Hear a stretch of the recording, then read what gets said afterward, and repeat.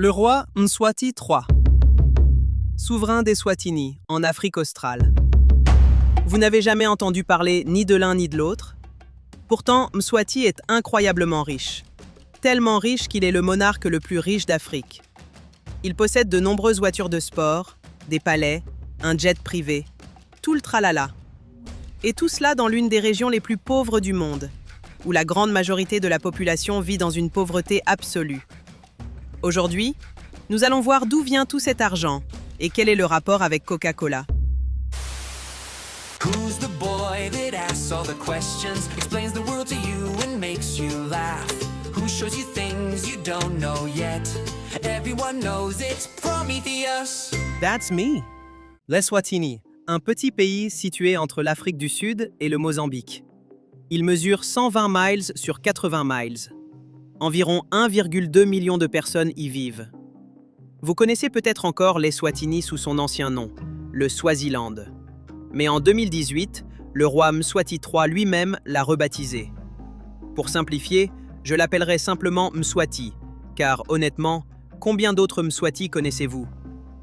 Officiellement, pour se démarquer de la période coloniale, jusqu'en 1968, le Swaziland était un protectorat britannique. Mais si vous voulez mon avis, Mswati, Eswatini, ça va dans le même sens, non? Quoi qu'il en soit, le pays a toujours été une monarchie. Et comme le monde continue de tourner et que tout évolue, la démocratie s'est également répandue de plus en plus en Afrique. Enfin, sauf en Eswatini, la dernière monarchie absolue d'Afrique. Mswati est sur le trône depuis 1986, à l'âge de 18 ans seulement. Et quand on regarde comment il gouverne, on pourrait penser qu'il a un ou deux modèles dans le passé. Mais n'allons pas trop vite. Mswati n'est bien sûr pas seulement roi. Il est législateur, acteur économique suprême, autorité morale absolue et propriétaire d'une grande partie du pays. En fait, il possède déjà la majeure partie de ce pays relativement petit. La polygamie est autorisée en Eswatini, qui aurait pu s'en douter dans un pays dirigé par un homme mégalomane. Quoi qu'il en soit, le roi aurait au moins 16 épouses et plus de 30 enfants. Beaucoup de ces mariages ont été conclus dans le cadre de l'Umhlanga, une fête traditionnelle. Des milliers de jeunes femmes y dansent devant la maison royale. Un rituel qui est officiellement justifié par des raisons culturelles, mais qui, dans la pratique, suscite régulièrement des critiques. Pour le roi, c'est une sorte de défilé de mode. Sauf qu'il s'agit de femmes et non de mode, vous comprenez. Mswati règne officiellement avec sa mère. Elle porte le titre honorifique « l'éléphante ». Lui-même est appelé « le lion ». Plutôt pour le symbolisme que pour sa crinière. What did you do that for? Mais que serait la vie d'un roi si personne ne savait qu'il est roi? Exactement, ce ne serait pas aussi amusant. C'est pourquoi Mswati possède plusieurs palais dans tout le pays, un costume incrusté de diamants, des montres valant des millions et plus de 130 voitures de luxe. Il ne s'agit d'ailleurs pas d'une collection de voitures, il les a toutes achetées en 2019. Et bien sûr, un vrai roi a besoin d'un trône. En or pur. Tout autre choix serait en quelque sorte ridicule. Lorsqu'il se déplace dans le pays, c'est bien sûr dans un cortège de voitures, protégé par l'armée. Les estimations officielles de sa fortune varient entre 50 et 200 millions de dollars américains. Mais on peut facilement supposer qu'elle est en réalité bien plus importante. Et un roi a bien sûr besoin d'un peuple. Il faut bien quelqu'un à commander. Mais alors que le roi vit dans le luxe, le quotidien de nombreux habitants d'Eswatini est tout autre. Plus de la moitié de la population vit en dessous du seuil de pauvreté. Nous parlons ici de personnes qui disposent de moins de 5 dollars par jour.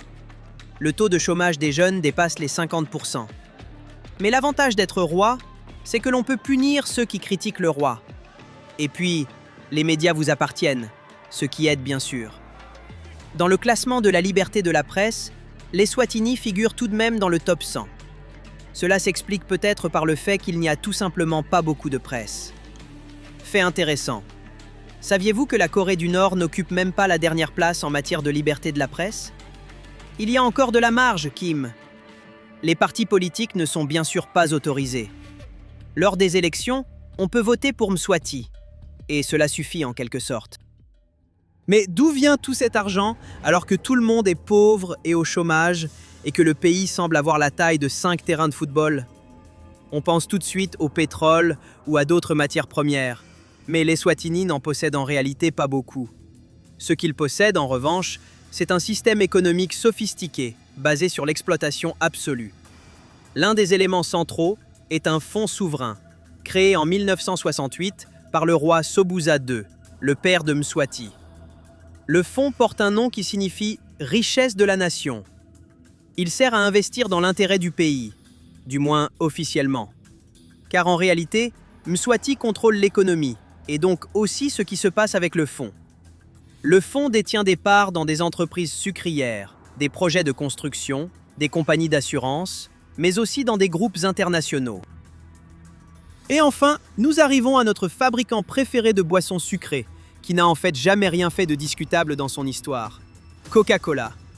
En Eswatini, le groupe exploite une usine d'embouteillage par l'intermédiaire d'une franchise, et le fonds souverain en détient environ 40% des parts. Chaque gorgée de Coca-Cola rapporte de l'argent au fonds souverain, et donc directement dans les poches de Mswati. Chaque année, l'entreprise verse plusieurs millions de dollars de dividendes, tout en bénéficiant d'une fiscalité quasi inexistante, de faibles coûts salariaux et d'un accès direct aux souverains du pays. Le rêve humide de tout multimilliardaire. Mais nous nous éloignons du sujet. Tout cela ne serait pas si mal, car l'argent du fonds devrait en fait servir à améliorer les infrastructures du pays et l'accès à l'éducation. Mais que dire, vous vous souvenez du jet privé, des 130 voitures, sans oublier le trône en or? Il est facile de calculer combien d'argent revient au peuple. In terms of money, we have no money. Mais petit à petit, le peuple ne trouve plus son roi aussi génial qu'il aime à le prétendre. En 2019, des protestations ont éclaté après que son petit shopping automobile a été rendu public. En 2021, des manifestations ont eu lieu dans tout le pays, principalement menées par des jeunes, des étudiants et des mouvements démocratiques. Mais rappelons-nous, la critique n'est malheureusement pas autorisée. Les forces de sécurité ont réprimé violemment les manifestants. Il y a eu des morts, des blessés, des coupures d'Internet et une présence militaire dans les rues. C'est en quelque sorte le propre des despotes dictatoriaux qui cherchent uniquement à s'emparer du pouvoir, n'est-ce pas? Oups, mauvaise image. Le roi Mswati n'est pas seulement un monarque exceptionnellement riche. En 40 ans, il a mis en place un système dans lequel le pouvoir politique, le contrôle économique et l'enrichissement personnel se confondent. C'est un système qui promet la stabilité aux investisseurs et produit des inégalités au sein de la population.